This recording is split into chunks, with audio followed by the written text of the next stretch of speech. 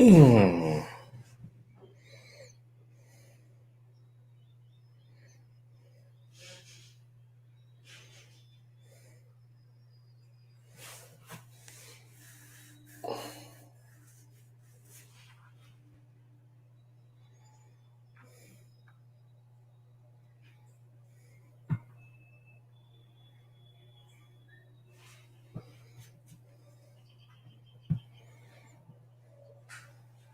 Oh.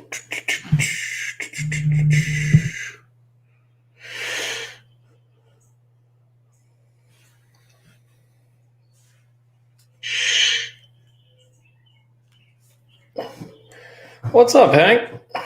Kevin Simmons, what's going on, Mr. White Whale? What's up, dude? Oh, let's see here. Get that going. Oh, hopefully everybody's getting out and going fishing. We'll finally get some decent weather. And if you can believe this or not, Gabe's not here yet. I know it's a shocker for all of you. What's up, David? How's it going, Robert? Probably sounds like I'm yelling at you guys, doesn't it? Oh, man. Yes, Hank, it's very shocking. One of these times, Gabe's going to surprise me and be on before I'm on. I don't even know if I'll be able to go on with it by then.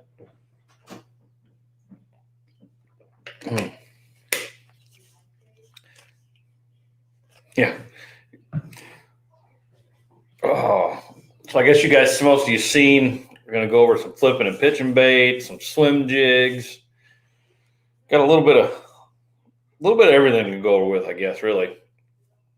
So before we even get started, some of your guys' favorite pitching and flipping baits. Kind of get a few ideas here, see what you guys are liking. So I pretty much got all mine laid out here in front of me. Not all of them, but most of my favorites.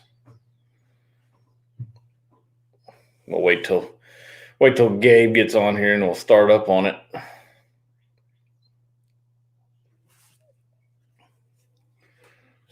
Let's see here.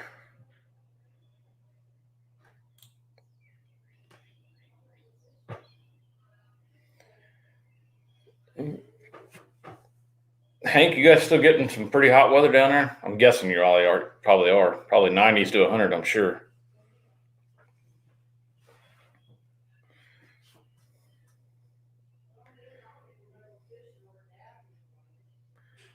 Let's see here.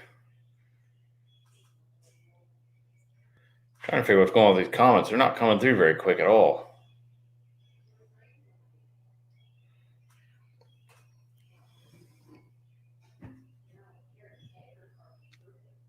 Oh, come on. Get up there.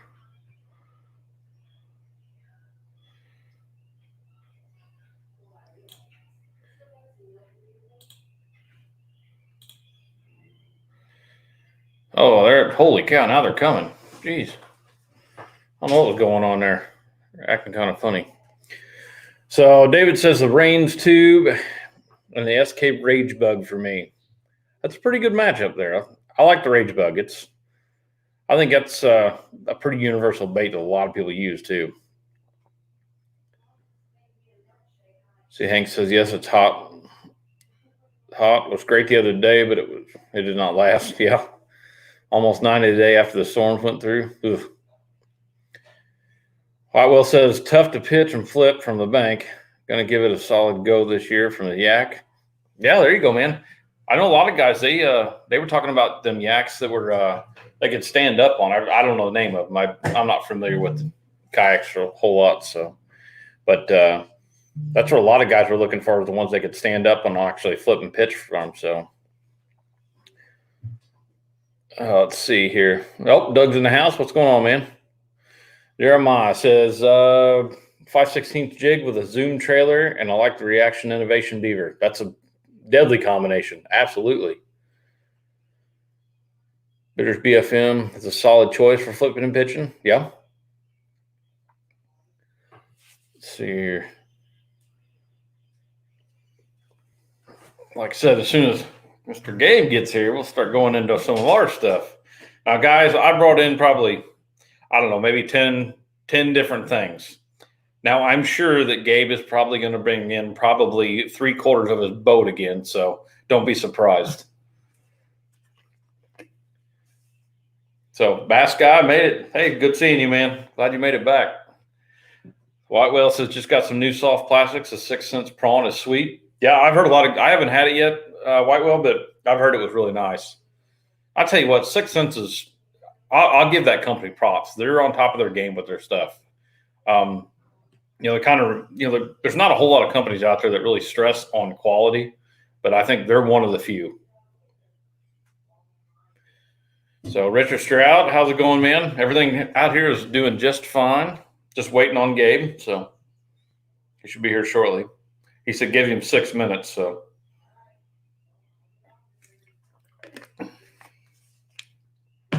He was probably even off today. That's the bad part. He was probably off fishing somewhere and still couldn't make it on time. So I'll have to give him a little bit of crap when he gets in here. Oh, let's see here. So was anybody in here that has seen any bedding fish yet? I'll say I know here in my my pond in the backyard, it got pretty warm. The crappie had already spawned. They just got off a matter of fact, yesterday was the first time I seen them off the bed. So, and looky there. What's up? What's up? It looks like. I made it. Yes, you did. Like Greg says, fashionably late. Yep, exactly. My grandma tells me the same thing. I believe her. You should be ashamed to do that to your grandma too. Oh man. What was this crap on Facebook about snakes? Oh, we don't talk about snakes. That's like the snakes and the virus. Those are two things we don't talk about. Yeah, I know your love of snakes, man. Oh, I don't mind as long as I can see them. Yeah, I'm the same way. As long as I can see them first, I'm okay. But if I just walking down the bank and one kind of skittles out of the grass into the water, it scares the crap out of me every time. Yeah. So. Yeah, I see Gary Maynard on there put still throwing the Uncle Josh's #1 pork frog. Man, can you even get them? Man, yeah, that's there's a few of those floating around. I mean, there's people got secret stashes that they're in the wine cellar and stuff. Yeah, definitely. I'm checking out all the comments now. Yeah. I'll say while you're reading through them, I'll kind of go through here. White will say he's seen some bass or seen some beds today, maybe crappie beds. Yeah, I bet that's probably what they are. Like I said, my crappie in my pond, like I said, yesterday was the first time I've seen them off those beds. So they were there for probably a week and a half, maybe a little over a week and a half. So I see Denny made it in. What's going on, man? Yeah, I just saw a bed. I was just at the pond and I saw a little bed down there, but I didn't see anything on it. I don't know what, if it's crappie or bass. Yeah. Not sure. Well, like I said, I had one bass that I've got on video. You can't see his bed, but it's right to the right side of it. So they're definitely coming up and moving up there. Yeah. I think they definitely been spawning, some of these other bigger lakes. I think they've came up and there's just kind of that little wave that, they'll come up for 3, 4, 5 days and then, it kind of slows down again. I'm hoping there'll be a new moon spawn, here in April. And then the next big push will be like that first or the full moon in May. Right. I think there's going to be a lot of fish up in May. I really do. Oh, I believe it. Especially with the weather we've had. That's how it was last year. I remember I went over to Kincaid in like the first week of May. I got a video of that day and I caught some good fish. It seemed like they were just up there that day. And it's kind of the same type of weather this year as it was last year. Yeah. I know David was saying it was 47 in Pennsylvania. So he's dang. You can keep that stuff. They're going to be behind then. Yeah, a little bit. Yeah, Whitewell said he was wondering if you're eating a sandwich. Man, I love a sandwich. You got to have a good sandwich in the boat. You kind of hold off as long as you can, and you start getting kind of weak in the knees. You have to sit down in the boat and break out Yeah. that sandwich. That's I like why that. that's why I take the wife fishing. I She makes like me that. Yeah, you got some sandwiches, didn't you? Yeah. Yeah. Right. I thought he was talking about my sandwich. We both have sandwiches. I like that Kentucky Legends ham. You ever check that out? Huh. That's good stuff. They sell it at Walmart. It's already sliced up, big old, whatever, like 2 or 3 pounds. Kentucky Legends honey ham. That's killer stuff. And then Dave's Killer Bread, which you're a white bread fan, right? Oh yeah. Yeah. I like that kind of grainy stuff. I get used to that. It's got a little more substance to it. Oh, I Gets you eat through a the lot day. of honey wheat. Do you honey wheat? Yeah. Yeah. Keeps your sweetness up. Oh yeah, because I'm a really sweet guy. I know that. I knew that. Let's see. See, Jeremiah said I've seen him crushing in the back of pockets. That's awesome. That's always a good morning. There was some topwater activity Sunday over there at Kincaid. Just here and there. The carp are spawning too, man. That it always takes you a while to get used to it. That first couple hours you're at a lake where the carp are just blowing up. You keep it makes you turn your head's on a swivel because you think a big bass is blowing up. But right. Eventually you actually see one come up out of the water and you're like, it's just a carp. It's no big deal. But I don't know if that what do you think that does to the bass? The carp and the bass kind of spawning in the same areas. What's your opinion on all that? I don't know. I think they kind of keep their distance from them because you've seen what them carp do to a place, and they'll muddy up a bank in a hurry. Mm-hmm. So I think they kind of keep their distance from them. And one thing that I've really noticed is carp is they get dirt shallow a lot of times. Yeah. And I think the bass, I think they stay just a tad bit deeper than they do. Maybe just to kind of stay away from that a little bit, maybe. Yeah. Yeah, and I see those carp back in those real muddy, shallow, flat areas and stuff where bass usually they want a hard. Bass are looking for something hard to spawn on. So yeah, they'll look for a lot of gravel. Right. So maybe they just they use different parts of the cove. Yeah, I've never really analyzed it much. Yeah, Bob said he went to the creek yesterday. Said there were snakes all over the place. There you go, man. Yeah, and he's in a yak, so he can have them things. Yeah, that's. I'd like to see what happens when you get one of them in there. That's up close and personal. Yeah. Let me see here. I saw a comment. Oh, somebody said who was that? Said they tried the 6 cents plastics, the prawn. I think. I'm curious what they thought about that. Yeah. What do you think about that, Wywell? Yeah, I haven't seen them yet either, but I haven't either. Like I was telling him, I mean, 6 Cents is pretty good with their stuff, so their quality's usually up there pretty good. So there's Brian. Brian's on there. Hey, Brian, the reason I was late getting on here was I just tied that 3/8 ounce swim jig on that rod. Me and Brian were talking about the luge rod, the 7'3" medium heavy. It's the hammer or whatever. It's the one I throw chatterbaits on. He asked me if that would be a good all around rod for swim jig, chatterbait, spinnerbait.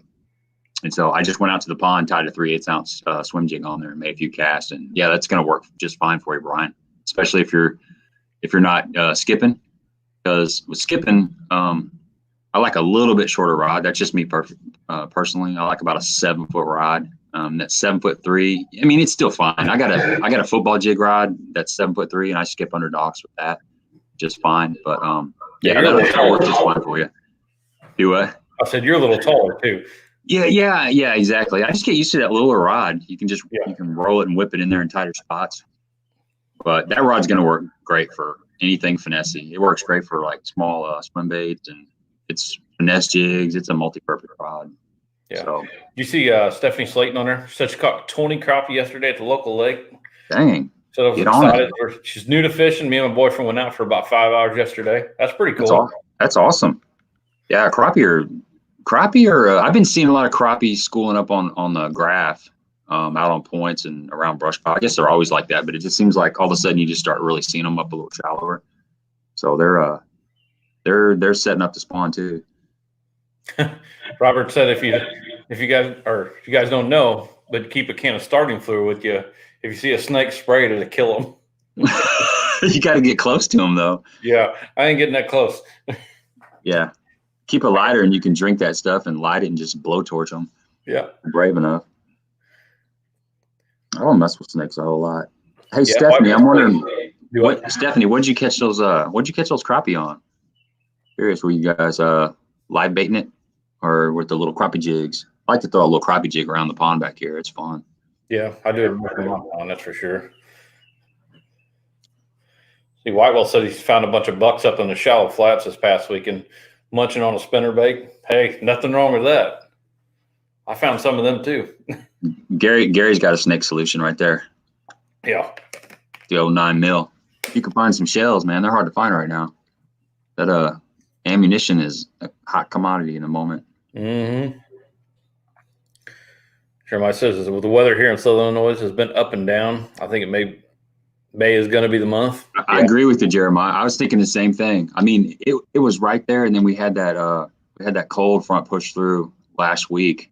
I guess last Monday, that last video that I dropped was on last Monday, and that was the first day of that cold front. So we had several cold nights, and I think it. Well, no, we had another one Friday. What's that? Thursday night we have one. Mm-hmm.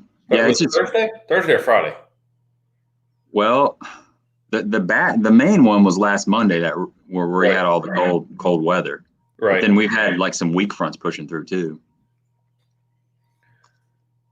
And then at the end of this week, we got some rain coming in. We got sun. We had sun today, most of the day, and then I think sunny tomorrow. Gary said, "Explain the bread." Explain the bread. Who, you? I guess it's talking about you. Well, it's called Dave's Killer Bread, and it's got like 21 different grains in it. And I like the thin slice. It's like 70-calorie thin slice bread, so it's not too doughy. You get just the right. Basically, it's just to keep all your stuff in the middle. It's a perfect amount. It doesn't bloat you out. It keeps you light and fluffy out on the water. Did I sell a loaf of bread? I'm trying. Yeah. I just like that stuff, man.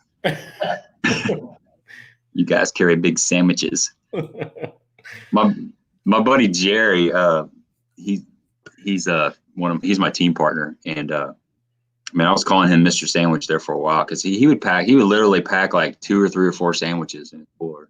Holy cow! Like this big old, looked like a half loaf of bread in there with some meat in there. And he was always chewing on a sandwich.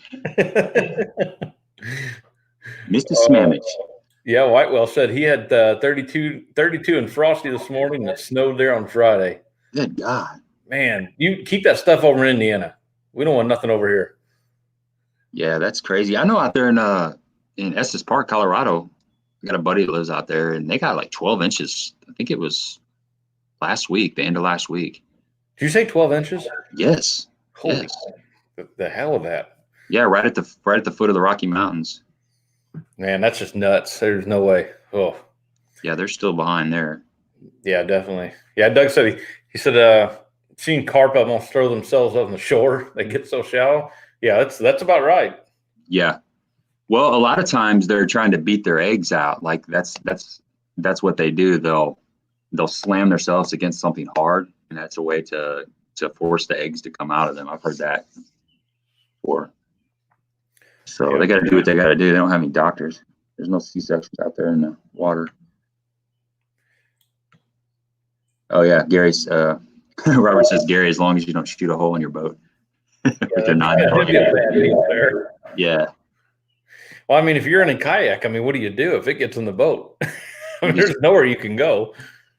Yeah, exactly. Especially if can you imagine being one where you actually put your feet inside of the boat? I mean, it crawls down in there.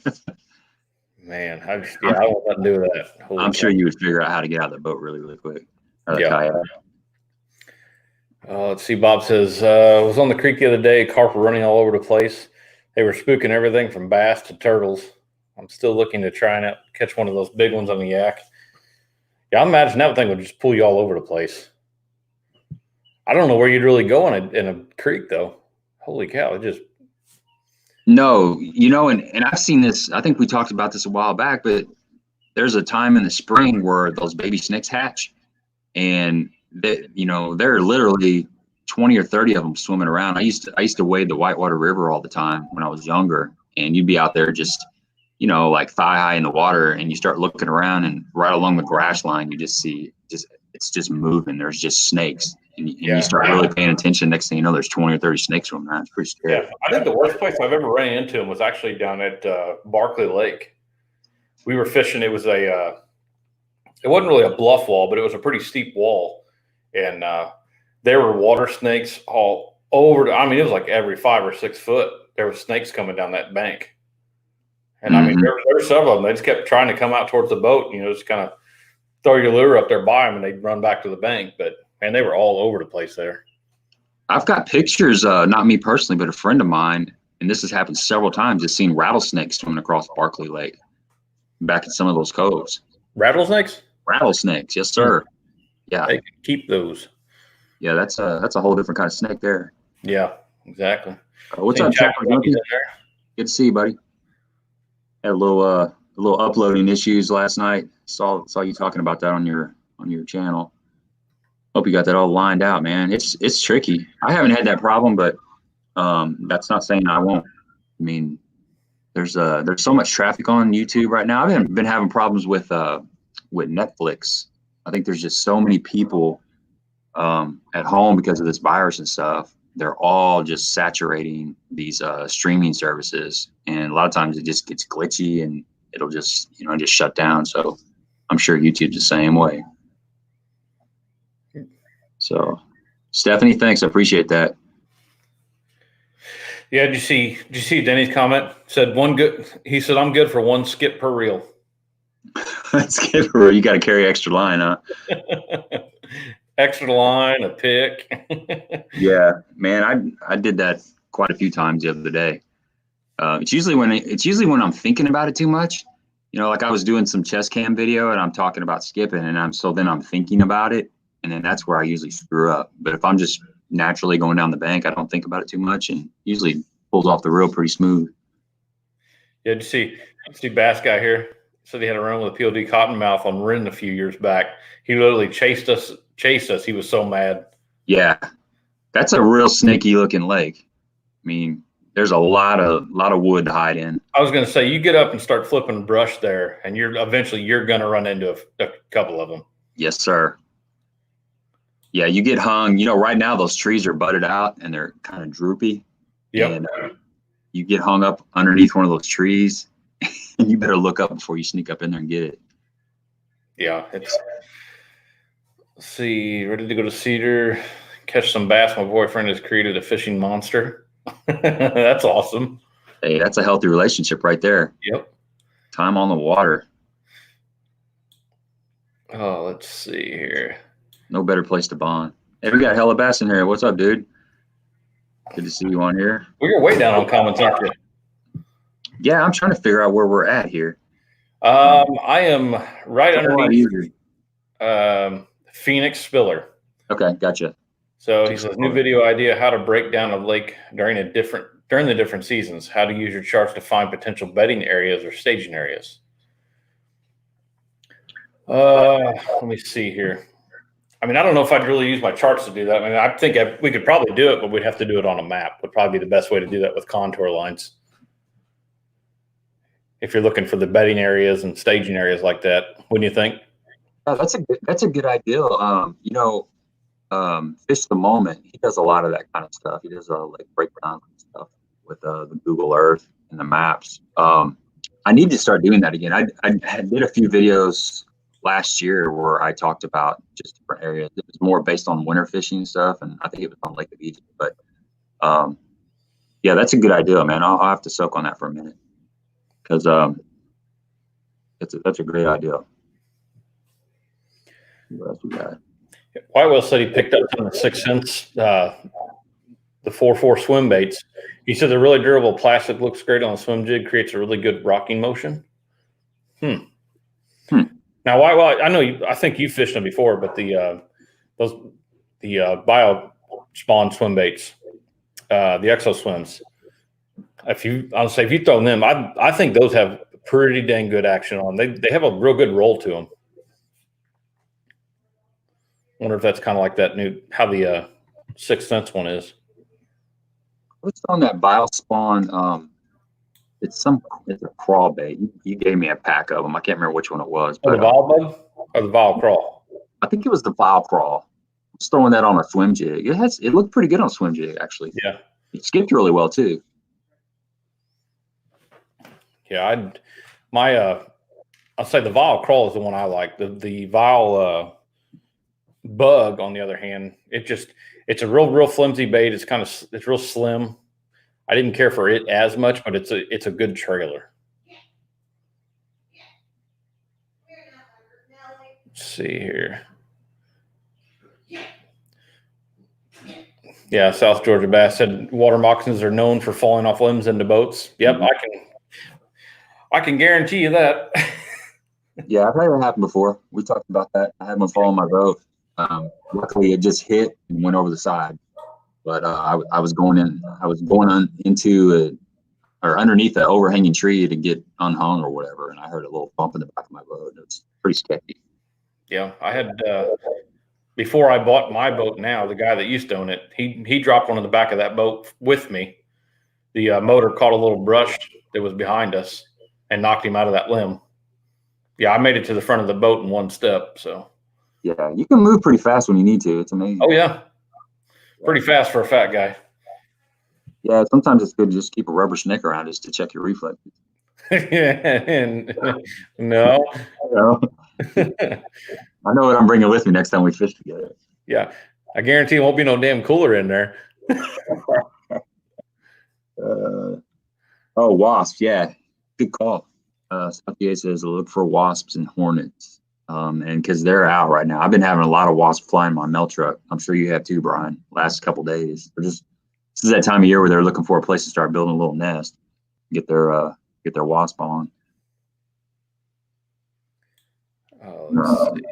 Gary's asking about any feedback on the Berkeley Max 10 crawls.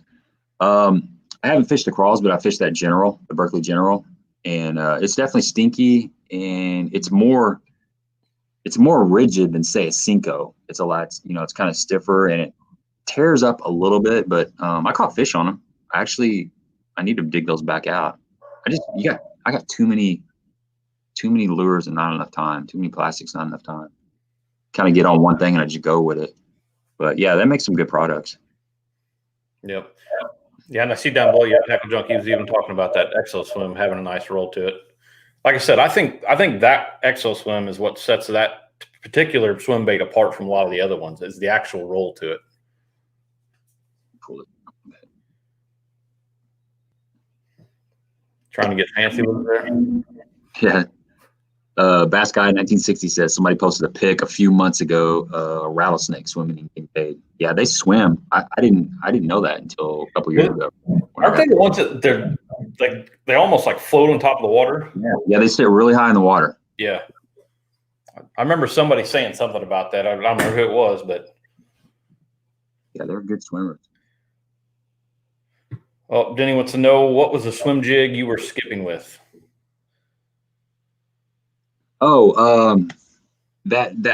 See, I was using a 1/4 ounce moccasin swim jig. But if you're new to skipping jigs, I recommend going with probably about a 1/2 ounce. 1/2 ounce seems to be the best size for skipping, in my opinion, because it loads up really good on your back cast. Okay. And then once you get that momentum going forward, tends to keep going. Once you get your angle down, that just takes time, but that 1/2 ounce jig has a lot of momentum and it keeps on going, where a 1/4 ounce will kind of slow down on you. You got to really thumb the spool, and it's kind of finicky. But if I was to go out and just take a jig out there and learn, I would go with a 1/2 ounce. And then as far as like a trailer, something that's flat, something. I can say the Menace. That's a good one. Another good one. I tell you, we were talking about that a while ago. That Vol Crawl. That's a good flat one that works really well for skipping. Right. I was skipping with a Rage Crawl, and the smaller the flippers, the better, really, for skipping. Just less drag. Drag in the water. Yeah. I mean, ideally a beaver. If you just want to learn how to skip, put a beaver on there and a 1/2 ounce jig, and just work that. Get comfortable with that. Get your reels set up perfectly, and you're gonna backlash. That's just part of it. Just start out slow, and it's all about getting that angle. It's hard to teach. You just kind of got to go out and do it. it's one of them things. One, you have to be pretty decent with rolling your wrist. And the main thing I always tell everybody all the time is don't forget to always follow with your rod tip and keep going up. As long as that bait's going, keep going up with your rod tip. Right. And that keeps that bait on top of the water rather than letting it dive down into it. Yep. And look at your target too. Probably, if you've got a dock, like say you're on a lake and you've got a dock that sits up really high, say it's 3 foot, you got 3 foot of clearance underneath it and you can see the other side. That's a good target because you're still getting the feeling of skipping and you still get that confidence that you're going up underneath something, but it's not so tight of a space that you're going to blow up your reel because you skip and hit something, which, that happens. It definitely takes time to learn. Yeah. And you can do it on concrete too. I mean, you can go out in a driveway or on a road and just skip. That's not a bad way to learn at all. Yeah. I was going to say one of the best things you can do is get on concrete, some type of real flat, slick floor and just practice with that. Yep. And I know this is kind of jumping around here, but I did see Whitewell just put on there, do you roll cast or when you skip or do you backhand pitch?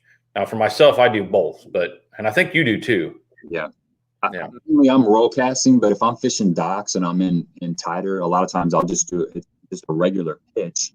Yep. But you give it a little bit more momentum, and you want that bait to land right by your target, like the edge of the dock, and then you just kind of lift up, and it'll skip up underneath there. And you can backhand and do the same thing.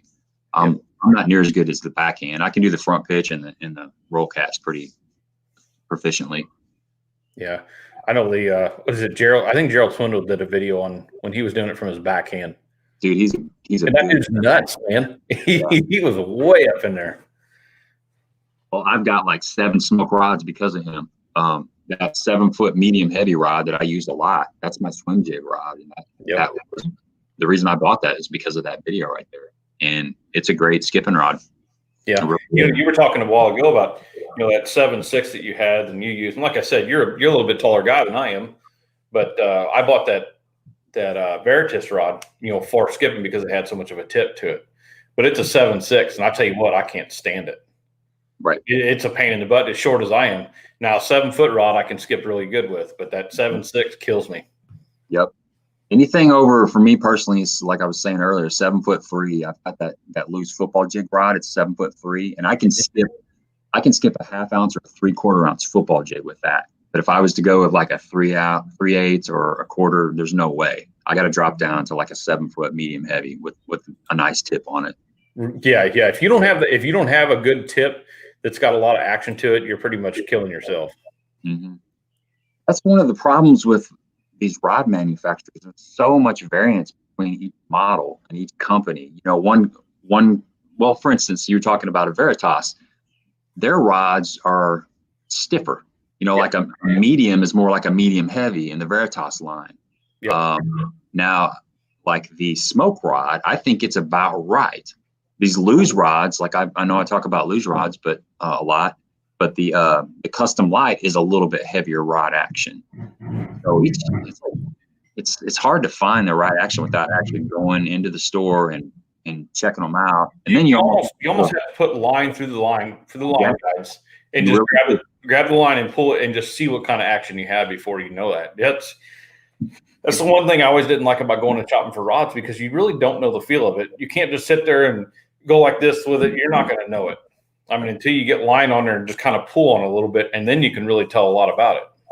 Yeah, and that's the value of like YouTube. You can go out and do your research and find people that have tried different rods. And if you watch their channel and you trust them, then you're like, okay, this is legit. I've seen him fishing that lure with that rod and stuff. But as far as to like order something off a tackle warehouse and you don't really know what you're getting, I mean, you can't tell by the description. That's like this past summer, I went and bought, I wanted to try those Shimano SLX rods. And they were, you're going right, $100 a rod, and I bought it for throwing what I thought was going to be for jigs. And I got a medium heavy. It's a little bit stiffer rod. And I thought, oh, that's great. And I tell you what, I hate it for jigs, but it's one of the best spinnerbait rods and swim jig rods I've ever had. I mean, it's just, like you said, you don't know that action until you start throwing with it. Yeah. And I think it's got a really nice backbone, but it's got just enough tip to really, throw a spinnerbait or a swim jig, something like that. So I really like that. But, there's a lot of rods out there, I think, that are the blanks. I think are just there's too much going up the back. There's too much backbone to a lot of them. You don't get a whole lot of real true medium heavy rods anymore. Yeah, that tip is key, man. That little bit of tip on just about any rod, even on my punching rod, it's a 711, but it's a 10XP rod. So it's got a little bit of parabolic. I wouldn't even say it's parabolic all the way down, but it's got tip. Even for something like where you're flipping in heavy mats and you got 50-pound braid and 1.5 ounce tungsten, you still want some kind of tip. It just, you can get it more accurate with that little bit of tip. Yep. Yeah. Especially for, we were talking about flipping or pitching up underneath docks a while ago. If you got too stiff of a rod, you're killing yourself trying to pitch with that thing. Mm-hmm. Yeah, I see Moccasin made it in here. What's going on, man? We got all kinds of comments up here. Captain Junkie mentioned that Corrado DC for skipping. That's a good way to learn, man. Yeah. Any DC reel like that would be great. It really, and that Corrado DC, I'd use that one for a while, and it's got a setting on there for skipping, and it slows it down a bunch for you. You don't have to worry about it too much. Yeah. See if we can catch up some comments here. Let's see. Didn't he put on there, Gabe? Also, were you using the swim jig when you were flipping and pitching in the isolated brush or timber? Yeah, I've been throwing that swim jig. To be honest, I almost exclusively use the swim jig just for grass the last several years. And I would certainly run it down any kind of laydowns or anything. But these last couple of weeks, I've really been doing a lot of experimenting with that swim jig. And I've been skipping it. I've been just skipping it up into whatever. I mean, just whatever. I'll throw it up in there and pull, and it comes out 90% of the time. It comes through that stuff. And usually when I get hung, it's because I made a skip that went like all the way in through some kind of viney stuff or something. It's not the actual jig. It's just that it's kind of like when a frog, like when you hang up a frog or something, it's usually because you threw up in there and it kind of got wrapped up in some gnarly stuff. But most of the time that jig comes right through there. But yeah, I fish that. I fish that everything. It's like a little 4x4. Yeah, they come through a lot. I'm impressed with it, man. I really am. I was always kind of scared to fish it in my heavy duty cover like that. But, like I always said before, on those moccasin jigs like that, which is really hard to see with that thing, but that light's just blowing it out. I don't know if it's close enough. Need a black and blue. Yeah, let me grab that. Oh, let's see here. But yeah, that head design on there is what just it rolls through everything so good. But that it's like beveled on both sides, and like we were talking before, you come over a log or a limb or something like that, it doesn't just roll over and catch everything immediately. It just comes right through that stuff like it's nothing. Right. And that also, we were talking about having a flat trailer for skipping purposes. That also plays a role in coming over that cover. If you got a flat trailer, it continues the actual plane of that flat jig head all the way out the back. So that's something to look forward for in a swim jig is the flat head. And then if you're skipping around a lot of wood and stuff, you want a flat trailer. It just keeps that plane going. Okay, so I got a question. What is your, let's just say, what's your top? Don't put a number on it. Do what? Don't put a number on it. I'll just say, what is your top, like, flipping or pitching bait? There you go. That's my top one. Number one? Yes. The one I got the most confidence. Yes. Dang, dude, that's pretty tough. That's hard to narrow. I'm a guy that keeps like 14 rods in the boat. I know it. I'm just. Yeah, I don't know, man. I got so many. That's just too hard. Okay. Here, I'll narrow it down for you. Let's say your top one for early spring. For early spring is a beaver. It's got to be a beaver. Something with very little action. Yep. The beaver or the D-bomb. You know, That's steal your thunder, not to steal your thunder, but yeah, that's hands down. Yeah, I mean, we've talked about that before, and I would say up until probably the end of April that's probably one of my top. That's probably my top bait. yeah, that's really good on bedfish or on the bedfish. I had a lot of days last year during the middle of the spawn, like late April and May, where that beaver was the deal. And they just really, they like that. I like that. I like the green kind of colors. And I'll put a little bit of, I brought some of these markers in here somewhere. You guys don't have any of these. These are little spike it markers. Oh yeah. Yeah. Get you a chartreuse, get you a red one, and get you an orange one. A lot of times you can buy a 3-pack where they're yellow, red, and orange all in one. 4, isn't it? I think so. Yeah, I think it's blue, chartreuse, red, and orange, I think. Yeah, that's pretty much all you need are those colors right there. But these little, just this little bit of contrast in the spring goes a long way. We're talking about spawning and pitching baits up on the beds and stuff, or just not even on the beds, but on those pre-spawn fish that are right there where they're getting ready to get on the beds. Something about just a little bit of color, it really triggers them. I mean, yeah, I'll say this. One thing that I really, really, really want to try this year, and I think is going to make a huge difference. And I was going to actually talk to Moxon about it, but that is one I want to try this year on bed fishing. That little finesse jig with a stand-up head. I mean, that to me, that could be absolute money. Yeah. If you can get that thing to stand up in that bed like that and right in front of them, that's part of the problem I always ran into with jigs was they'd always just fall over. Right. So you get these things and that skirt down there just fluctuating, I think it'd be awesome. Yeah. Well, you're talking about finesse, and to go to kind of pivot to a different bait, the speed crawl would have to be that's my confidence bait. If I can't get bit on a speed crawl, then they're not biting on the bottom.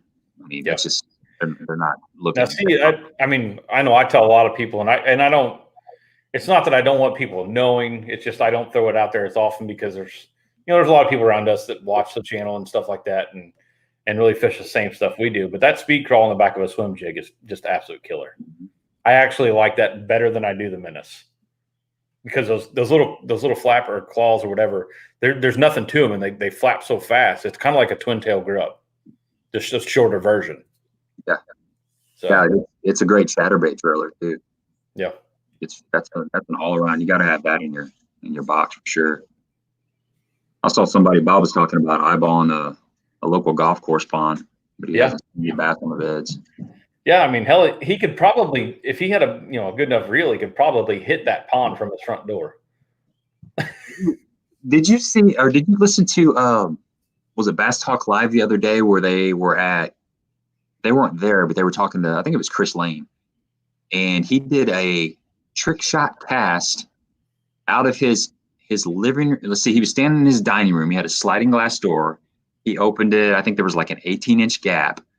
And then there's the deck, and there's a hillside, there's a dock, and then there's his pond. I want to say it's about a 30-yard cast. I'm just guessing, but it's doable. Okay, so just to make it a little bit more difficult, he actually stood in his dining room, cracked his sliding glass door 18 inches, and pitched through that gap across the deck, across the dock, and landed it in the water. He had to have had some high ceilings. Yeah, he hit the wall on the first pitch. Is there a hole there? I hope you don't hit the glass because it's going to shatter. Because he had a 1/2-ounce jig on there. Ooh. Yeah. But he made that skip or made that pitch and landed in the lake. That's pretty impressive. I don't even know how we got there. What were we talking about? I don't remember now. Chasing squirrels for a minute. I got sidetracked. Yeah, it happens. It does. Do you guys use the bed head from Moxon Lures to flip or pitch with? It's from South Georgia.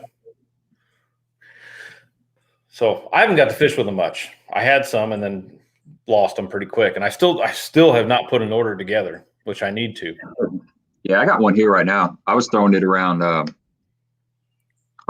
Yesterday. It's I like this Magnum Magnum finesse worm. It's a little bit bigger, but it's not near as long as the trick worm. You I know, was going to say that's only 6 inch, right? yeah. It's beefier. It's got that fatter profile, and it matches good. That bed head, dude, it comes through cover really well. I was throwing it, like I said, I was throwing it the other day, and I put some time on it this winter, and it's I haven't. To be honest with you, I need to go down in some clear water and kind of actually look and see what it's doing. But as far as coming through cover and stuff, it's a good job. I've got a lot of time. I'll say if you can make it up to the house tomorrow evening before it rains and everything, my pond is crystal clear. Is it really? Yeah. Yeah. I can see about 6 foot out. Really? Yeah, it's clear. This has got that little rattle in it. I don't know if you can hear that. Kind of cool. I think that little rattle helps it stand up a little better. If it's it's like this, and then it starts falling down, I think that rattle helps somehow. I don't know. That's what's going on in my head. Like I said, I need to put it on the bottom or on the bottom of the lake and check it out. But I like the shaky head, man. Yeah, shaky heads they're right now, or when the fish, if the fish are spawning and they're spawning around standing timber, not standing timber, but laydowns and stuff, the shaky head is deadly. Yeah. A lot of times they won't hit that jig. They won't hit a jig. Sometimes they won't hit a beaver, but you got something. I would even go to even smaller, like the actual finesse jig, or the I use the actual finesse worm a lot. Mm-hmm. Just weightless, just something so that I can get down in there to that bed and just slow play the whole thing, and I have pretty good success on it. But yeah, that net baits, their finesse worm is a really good worm too. It's got a lot of sin in it. Oh, let's see here. Get back to our comments. Well, I did one of your stunts here and brought all this crap in here because I figured for sure you'd have 3/4 of your boat in here. I got a few stuff. What do you got over there, man? What's some of your stuff? What's some of your favorite pitching baits? I tell you what, to be honest with you, everybody knows I'm a big Rage Crawl fan, and I really like them. And I know everybody's gonna be like, boo, boo, boo, whatever. Anyway, but that Guggen Kraken Crawl, the reason this color right here, the natural or whatever they call it, is just an absolute killer color. I've had a lot of luck on this, but the one thing I would say, and I don't know if I can get up close enough that it's actually going to show, but I'll try here. But I want to show the actual pinchers there. They've got little ribs on the pinchers that you can kind of see there. Let's see, turn to the side. Yeah. The actual pinchers are ribbed too, but those things have so much action to them. Now, it's definitely not a early spring bait or anything like that. It's definitely going to be a warmer weather bait, our trailer. But I think going down and pitching into grass, that's going to be absolute killer there. Or for the bed fishing, I'm kind of curious to try it. It'd probably only be, that much of the bait that I'll use. But if you can get that into a bed, especially on either that bed head or that finesse jig, that thing standing up with those flappers like that, I think they're going to get a lot of action, probably get a few more bites with them, I would imagine. Well, I got a question for you. What's your opinion on, okay, it's springtime. The fish are pre-spawn. There's been some up, probably dropped, and there's a little bit post-spawn. And you're fishing targeted areas. You're fishing shallow pockets and lead-in areas around wood, a little bit of mixed grass, and you're throwing moving baits. So your chatter baits, your swim jigs, your spinner baits, even mixing a square bill. If there's not a lot of grass around, and you've been covering water, but you're just not getting bit. What's your next step? I'm just curious. My absolute next step is going to be slow down a little bit and probably move out just a hair deeper. Kind of talking to a lot of guys last year, we went to Lake of the Ozarks, and that was one of the main things we ran into is those fish we knew were on beds or coming up to them beds. Now you could throw at the bank all day long, from the bank out about 8 foot, there was nothing. You'd get a couple random ones here and there or whatever. But as soon as we dropped back out off that bank and come out about 20, 30 foot and then started fishing, those fish were in about 8 to 10 foot of water. They were just drawn back off that bank just a little bit farther, and that's really where they were staging up. So a lot of times, if I'm in that scenario there, Like I said, first thing, I'm going to slow down a little bit. Two, I'm going to back off just a little bit off the bank, because I think a lot of times, like I said, I think they're just backing up off that bank a little bit, just going to a little bit deeper water where they're more comfortable. Right. Yeah. And to kind of expand on that, sometimes, and this has been happening recently, sometimes you'll go through an area, let's say in the morning you go through there, and it's just kind of halfway dead. You might pick up a buck, like a 12-incher or something, but then you can go back through that same area in the afternoon, and those fish have pulled up. This happens a lot this time of year. All it takes is a little bit of sunshine. And like the other day, the water temps in the morning were 54, and that sun came out and the air temperature rose up, and they were up to like 61, 62 degrees water temps. So if you're seeing that sun come out, and that the area that you fished through has potential, but you just didn't get bit, you might want to go back through there again and check it later in the afternoon. Yeah. That brings up a really good point. I went fishing at Egypt, and we didn't go till it was probably, I bet it was 11 o'clock before we got on the water. We had some stuff to take care of around here and whatever. We got a late start, no big deal. But we got over there and we ran into the first cove we went into. I ran into 3 boats in there. The first boat we could talk to, it was 2 guys that were actually fishing a tournament. They had 1 fish that early that morning. They said they hadn't had a bite since. They were flipping and pitching some jigs, stuff like that. I ran into another guy probably 50 yards farther down the bank. It was him and his son fishing. His son was crappie fishing with minnows right behind him, and he was bass fishing, flipping a jig and throwing some other stuff. They didn't have any luck all day. Ran into another guy right across there. Same exact story. I ran into like 5 or 6 boats, and all of them exactly the same story. And in that video, I said, I kind of figured something out. They were actually a little bit pulled off of that bank.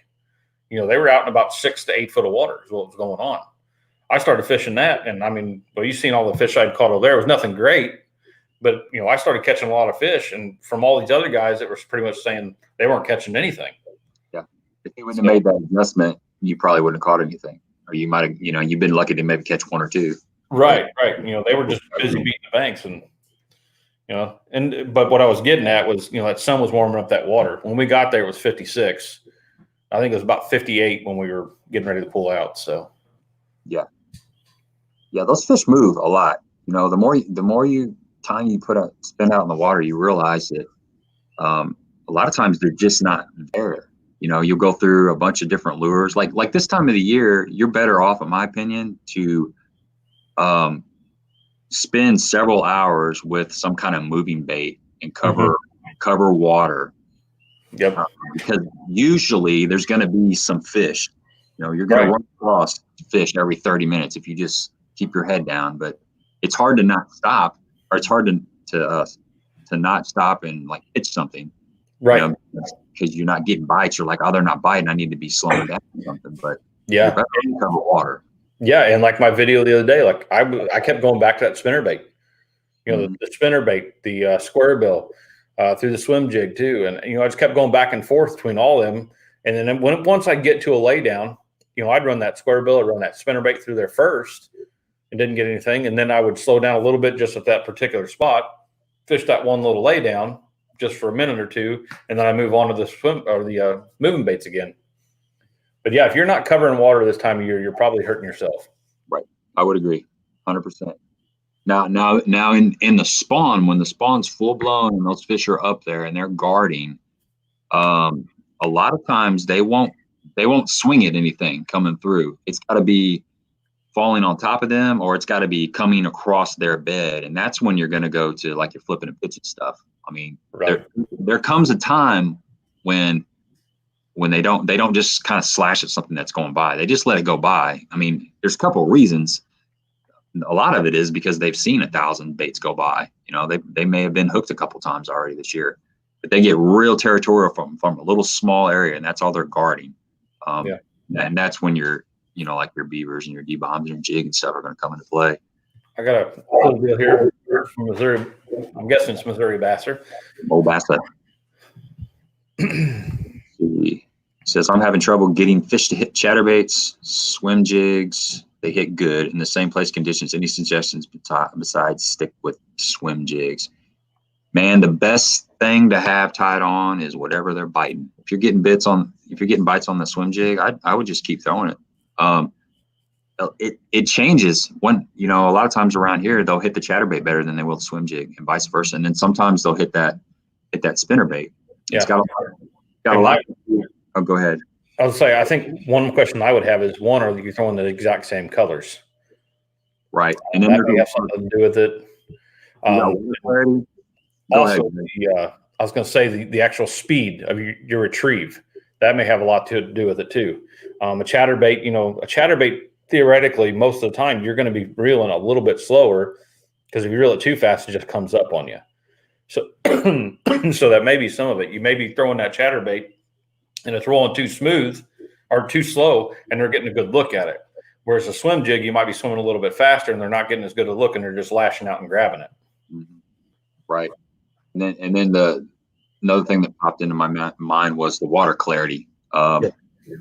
It's a lot easier to get a bite on a chatterbait and a spinnerbait in dirtier water. You got clear water, that swim jig will continue to produce. This is kind of something that's been happening over Kincaid lately. That water's been clearing up. So you're still catching them on a chatterbait, and you'll catch them off wood and stuff. But something that's kind of coming into play is the grass. The grass is starting to grow up a little bit. And instead of just throwing that chatterbait out there and reeling it through the grass, you're actually kind of slowing it down. And when it gets hung up on some of that grass, ripping it out. And there was a lot of bites generated that way Sunday. And I was doing the same thing with that swim jig. It'd get hung up, I'd pull it and rip it out, and you'd see a fish come up and roll. They're sitting down there. They're just going to watch it go by if you're just reeling it across. But you got to do something kind of odd. You got to cause some kind of reactions. Yeah, and I would say if you watch either one of us, either a swim jig or a spinnerbait, either one, if you watch either one of our videos and doing that, you'll see both of us rip it a lot. And that's where a lot of times you get your reaction bites. Yeah. Yep. You got to make it do something different. Even the swim jig, they got that Alabama shake where the guys are just really rocking their rod tip like that. That's making that swim jig kind of do this. It's just something different. But yeah, we do the same thing with Squirrelbill. My cadence is completely different all the time. It's never a steady retrieve. Stephanie's got a question here. When it comes to flipping, are the grass beds the best place, or can you flip anywhere? Still learning about flipping. Yeah, you can flip anywhere, Stephanie. Any kind of hard cover, any wood you see, any big rocks, the edges of grass, that's a good area to key in on. And also the backside of grass line. Right now you have the actual bank that's dry, and then a lot of places you'll have 4 to 6 feet of open water before that grass starts. That's an edge too. A lot of times those fish are sitting in that inside edge and they're looking towards the bank. That's a funnel point. They're looking for anything that's cruising down that they can push up onto the bank, and then the outside grass line, of course. But yeah, anything like that. And then when the mats get up a little bit later, usually about mid-May in our area, that's when the punching comes into play. Oh, my favorite time of year. Yeah. It's getting close. You'll be frogging across the top, and I'll be punching mats. Yeah, man, that's fun.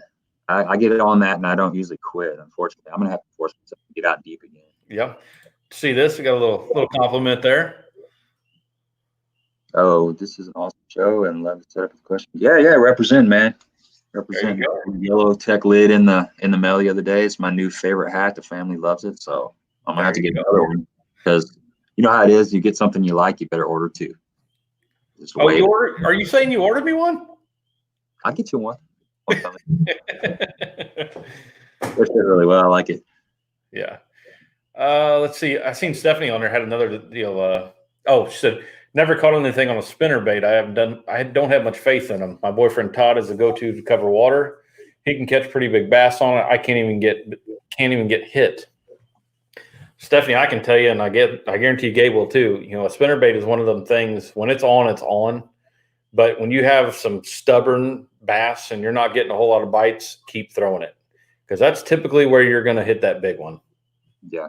You Stephanie, go out on a windy day, on a day when it's 10 10 plus mile an hour winds. Almost one of those days where you're like, it's kind of too windy to go out there. And that's the kind of day, that's a spinnerbait day.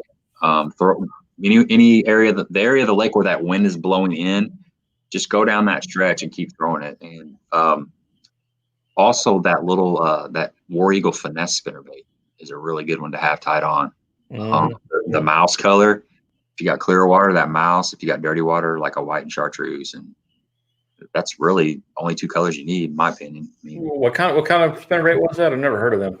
Yeah, right. I should have bought stock in those things, man. Yeah, you throw them. You throw the spot remover too, don't you? Yeah. Yeah, that's right. Let's see. Tom had put something on here a while ago. He was saying, the swim jig is more subtle than chatterbait. It's better when they're more aggressive for him, which I could agree with that. Mm-hmm. Yeah, I have them all tied on right now this time of year. I have the chatterbait, the swim jig, and the spinnerbait, and I just kind of, I just kind of alternate, and then one will usually show itself.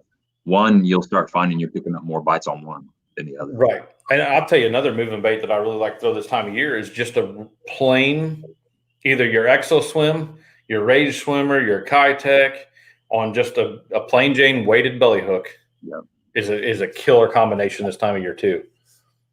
Yeah. And even into the spawn. I mean, because you start running something like that across some beds, like you were saying a while ago, and they'll nail it then. Jeremiah, congratulations. He said he caught his biggest bass of the year, 7 pound, 4 ounce on a black and blue chatterbait with a little skinny dipper, 3 feet of water. Man, I bet that was fun. You had your hands full. That's a big fish, man. Good work. Good work. Greg's caught some sevens this year. I haven't got one yet. Are your comments coming through pretty slow? Yeah, well, I'm kind of not really sure where I'm at. I'm just kind of picking through them. Yeah, mine are real jumpy here, so that's what I was asking. But yeah, Whitewell says, so what type of cover are you flipping in the spring? Yeah, docks and timber, anything that they can spawn on, any kind of hard cover. Laydowns, man. Laydowns have been the deal lately, the last couple of weeks. Just any kind of wood. There's one for you. Richard says, Gabe, in your videos, it seems to me you fish spinnerbait really slow. I do in the winter. A lot of times in the winter, I'm fishing that big Colorado blade, and the water's in the 40s. So you have to kind of finesse that around the weed, the grass and the hard cover. You got to give that fish time to react to it, because their metabolism is really slow. If you burn it through there, you're not going to get any bites.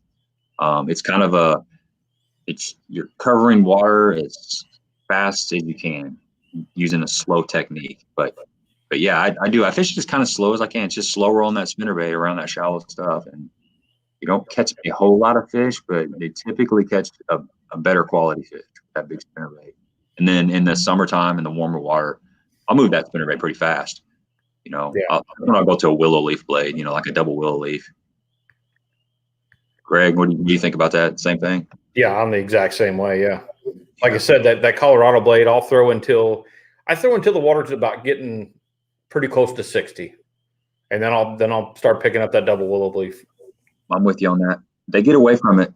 Right now they're starting to get away from it. And the water needs to be dirty too. If you got a foot of visibility or less, seems to be better for that spinnerbait. Yeah. So I'm seeing a question here from Bob. He says he's looking for a good bait caster setup. It needs to be a short rod. 7'3" is hard in the yak, and a 6'3" would be so much easier to handle. Greg, I don't know. All my stuff's like 7 foot, except for my spinning rod. If I was in a kayak, I would definitely be geared up on the spinning stuff. It seems to be like an ideal setup for a kayak. Yeah, I mean, as far as I've tried sitting down and throwing my bait casters on the front of the boat just to kind of see what that was like. Absolutely 100% agree. It's definitely got to be a shorter rod. The matter of fact, like I said a while ago, that SLX rod I got, it was only 7 foot.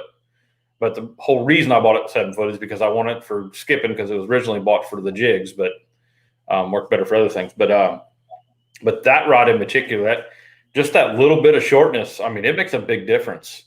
And I would say even if if I was to go and fish out of a kayak, and Bob, I know you fish a lot of creeks and stuff like that, it's like overhanging trees and everything. I would almost venture to say I would go with a 6.6. Cool. You better save me one of those. Okay, good. My daughter just walked by with some of those M&M ice cream cookies. You know what I'm talking about? They're like an ice cream sandwich with the M&M chocolate chip. Well, you were late to the live stream again, so I don't think you deserve an ice cream cookie. Well, I bought them, so I just want to make sure.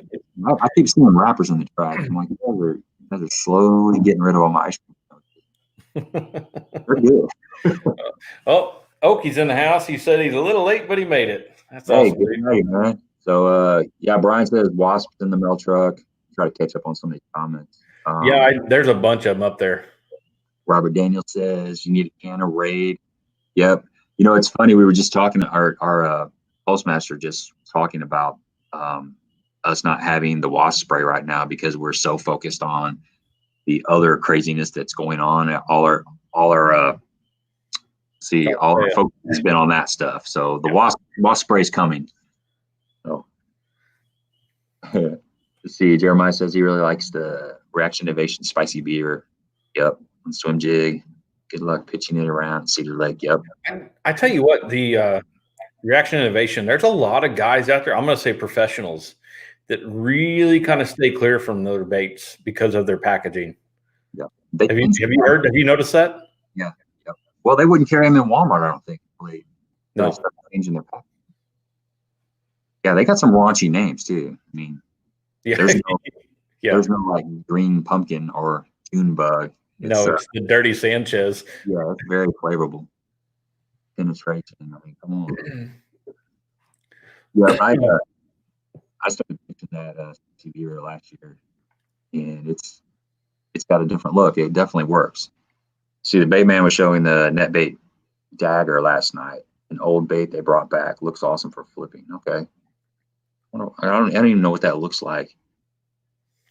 Seems like it has like I'm thinking it's like a stickworm with a spade tail, but I may be wrong. What was the bait? The dagger made by Net Bait. Stephanie says the only good snake is a dead snake. Mm-hmm. My grandma used to chop them up. When my grandma saw a snake, she would go get the garden hoe, and that snake would go from 1 piece to like 8 pieces.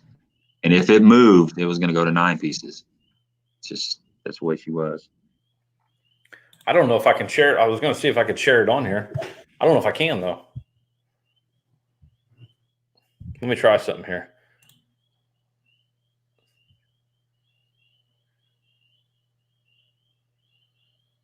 I need to buy some cheap mono while learning to skip.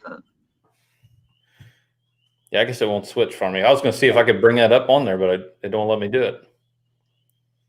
What's up, Fred Rose? I see you on here. I'm going to get down to the bottom. Yeah, I guess it won't let me do it. Well, never mind. See, Craig says he's I gotta find you again. I just blew right past it. Jeez, this thing's moving quick. If you hold down on the arrow too long, it just flies by. Yeah, it's really, really bad. I don't even know where that went. So Craig said he's going to Cedar in the morning. Any tips? Yeah, I would just use some of the stuff we were just talking about, some of these moving baits. I would just cover water with the chatterbait. I don't know. I would imagine it's clearing up quite a bit. So chatterbait and a swim jig would probably be what I'm going with. And I just stay shallow, dude. Just stay shallow. Keep your head down. Stay shallow. See that from Nancy? We pre-fished Egypt Thursday and we're catching them deep. We ended up winning the tournament Sunday in 2 feet of water. Got the big bass of 5.9. Good work, man. Good work. Pretty awesome. The big one, yeah. They had a couple tournaments over there. I think they had. I know they had USA Bassin was over there, and I think there was a club tournament over there. Yeah, I've got a club tournament there the second. I think the USA Bassin just took. It was less than 12 pounds. It might have been like 10 pounds or something. I can't remember. I saw a little post about it today. That's a pretty rough day over there. Yeah, there's a lot of boats over there.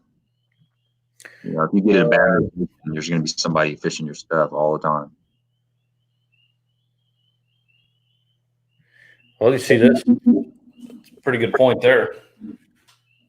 Caught the tail end of the yak. Question about the rod length. With a little practice, you can use the same tackle you take in a boat. You can even sling a Carolina rig when you get the hang of it. Yeah, just like everything else, man, just takes practice. I know some guys actually punch out of a kayak.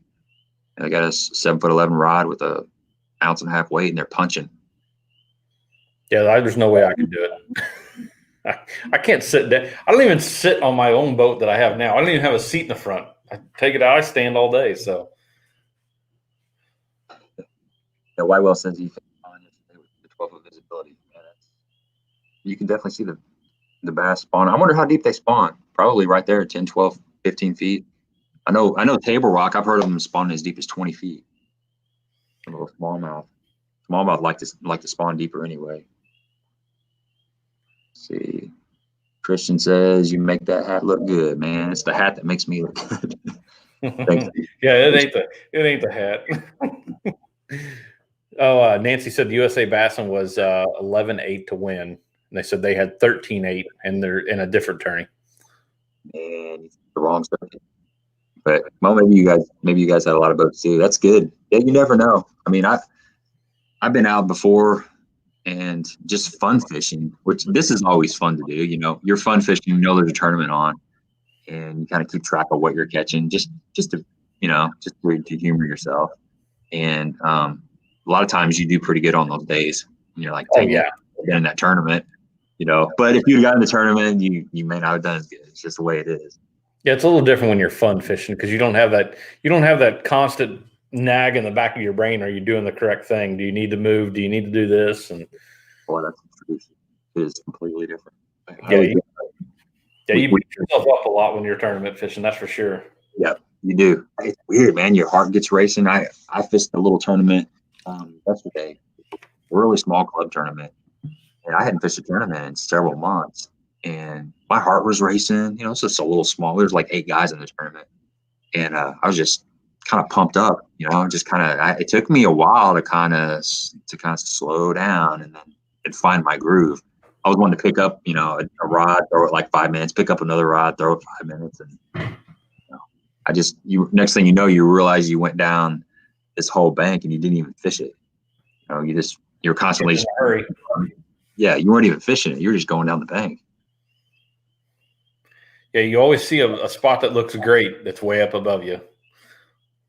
And you try to race to it every time. Yeah, or on the other side of the lake. Yep. The grass is always greener. Moxon says, do you ever throw the ball head, shaky heads, or only standing? Man, that's my bread and butter is the ball head. That's what I learned on. I got a lot of confidence in that. So they both work. They really do. It's all about if you find a head that comes through cover, you know, you got to stay with it. So I like that. You know, talking about shaky heads, a lot of times I like a little bit lighter shaky head than a lot of people do. I think the fall has a lot to do with it as well. So I lean towards like an 1/8 ounce a lot. I know Greg likes heavier stuff than that, but I like that 1/8 ounce because it actually kind of falls and glides.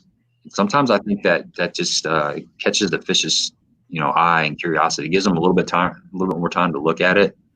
And then when you're when on the pool, when you're hopping that thing with that light weight, it kind of glides up. You know, if you got like a 1/4 ounce or a 3/8 ounce, it just kind of digs.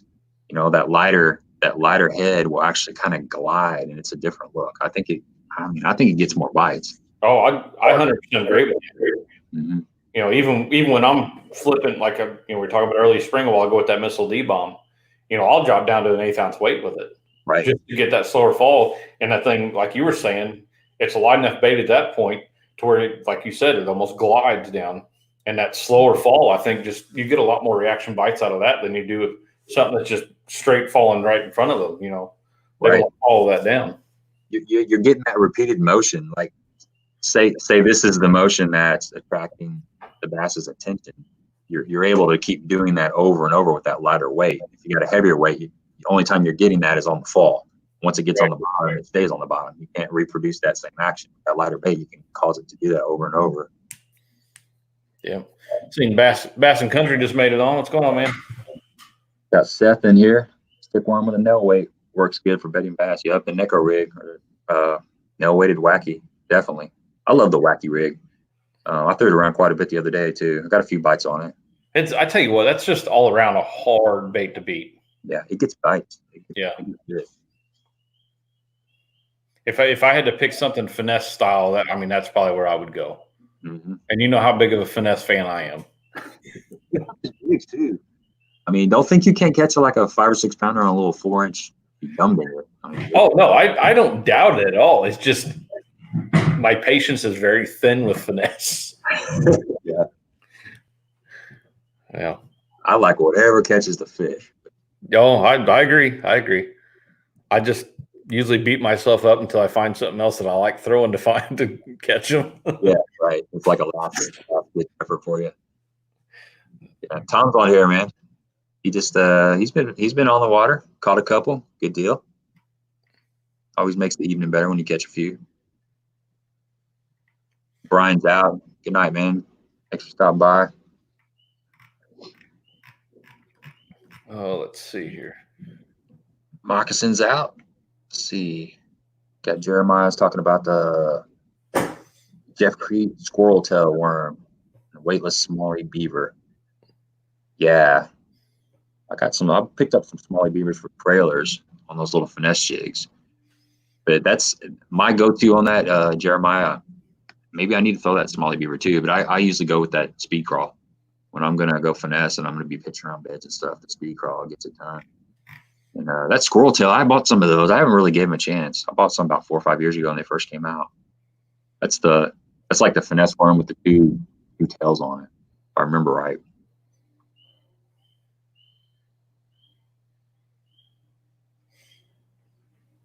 Let's see.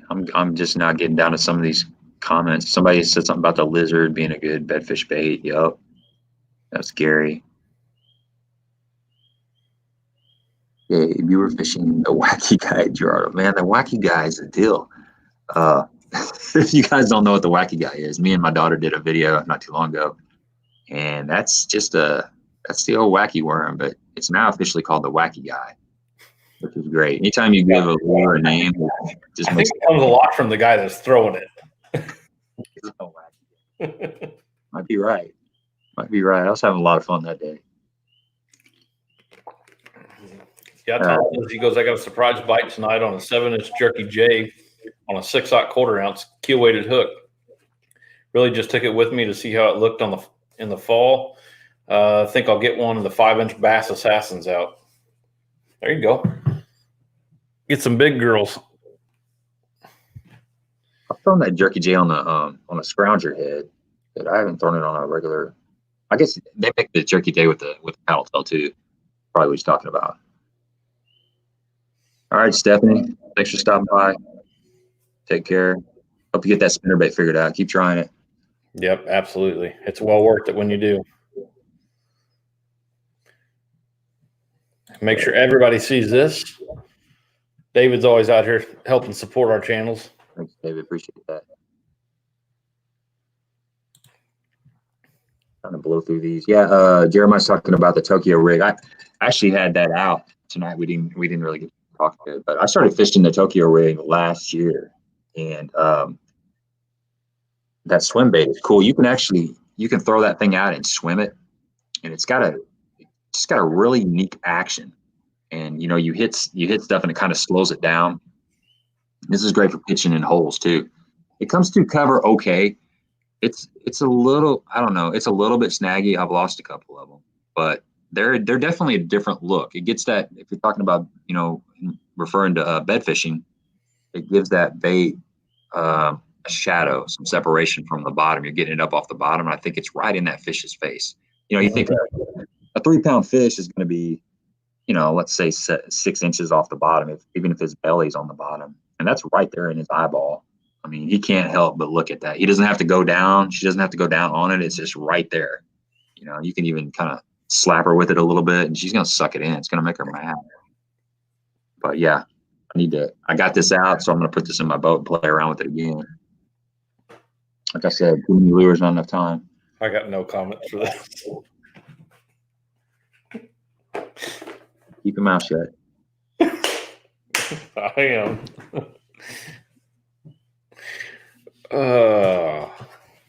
Oh yeah, man. What else I brought in up here? I tell you what, you're talking about, the spawn and everything else. You're talking about the wacky rig a while ago, but that straight up Cinco, that's a killer bait for bed fishing too. For whatever reason, that stupid little plastic worm just gets eaten. Yeah, that Cinco is. Yeah, you're right. I think it's. I don't know what your theory on it is. I think it looks like a bait fish.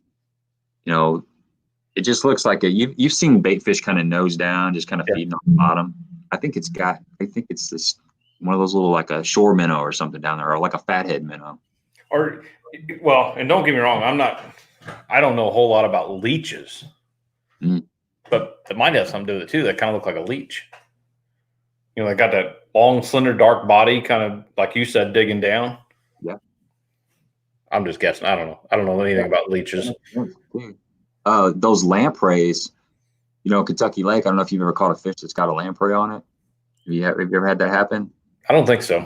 They're they look just like a green pumpkin Cinco, and they're a dead ringer actually more like this finesse one. But once you see one of those, you're like, okay, that's why Cinco works. Yeah. I saw that. Nobody's perfect. Tom says the straight tail of Jerky J was what he was doing. That's cool, man. I need to try that. I've got a bunch of those.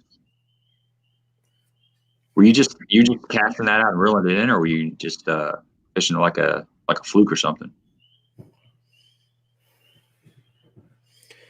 Yeah. All right, guys. What do you think, man? We've been on here for a while. Yeah. Yeah. I mean, we can go on for hours talking about stuff, but we can always save it for next Monday. And actually, while you guys are still on, is there any specific topic you guys want to go over next week? That way, I'll be here. I'll be ready at 7:00. I'll have my stuff ready. Gabe will be here about 7:10 or something. Yeah. I'm just guessing. That's probably a pretty accurate guess. I don't have any excuses now. I don't have that drive like I did. But I miss that drive, man. I miss being in studio. I'm looking forward to when all this stuff clears up. I tell you what, man. We had, and I don't want to talk about any of it, but it's looking up very, very good right now. Good. So I'd say we're about probably a week, maybe 2 out. I hope so. I keep saying that. It's just everybody's been real patient, and except for those people in Michigan, they got a little rowdy. Oh, yeah. And to be honest with you, by the time you get up here, and let's just say it's 2 weeks, we can probably do the live stream outside. That'll be nice. Yeah. Sit on the back patio, pond in the background, be pretty good. Just nice. Don't throw the ball. The ball? Oh, the dog or what? Yeah. Oh, gotcha. Man, I'm glad you found that. You found your dog too. I remember seeing a post about that a little while ago. Did she just go wander around the neighborhood? I don't know what she did. She doesn't ever wander off. She's got that shock collar on, but we took them off to recharge them. And she just, I don't know. Maybe she's got a boyfriend up the street or something. I don't know. Let's see. Hank Snow says frog fishing maybe for next week for the subject. May fishing startup will you be looking for, and what baits will heat up? That's actually not a bad one, Danny. That's pretty good. So kind of some post spawn, that frog, and it's kind of spawn and post spawn. It's kind of on the other side of it. Yeah, I know. Denny and everybody tell Denny good luck. He's getting his knee surgery next Monday, so good luck with that, Denny. Hope to make everything through good. No problem. Be back on the boat in no time. Keep you in our thoughts and prayers. My father-in-law just went through the full knee replacement, and it's a bummer for a little bit, but he's very, very happy that he did it. He got a lot of rehab, a little bit of pain, and just probably the toughest part is just not being able to be mobile. I don't know exactly what kind of knee surgery you're getting, but he had the total knee replacement, and he was just bored out of his mind after a while. But he's getting around great now. It worked out perfect, and he's way, way, way better off than what he was before he did it. Yeah. Yep. So, yep. Danny says, can't wait for the top water to come alive. Big blowups in our future. Absolutely. Can't wait for that. Yeah, it's coming. So, So, all right, guys, we're out of here. Appreciate you hanging out with us. We really enjoyed it. And we're going to be on Backyard Bassin's channel next week. Monday. Next Monday. We'll go from there. All right. We'll see everybody then. All right. Until next time. All right. See ya.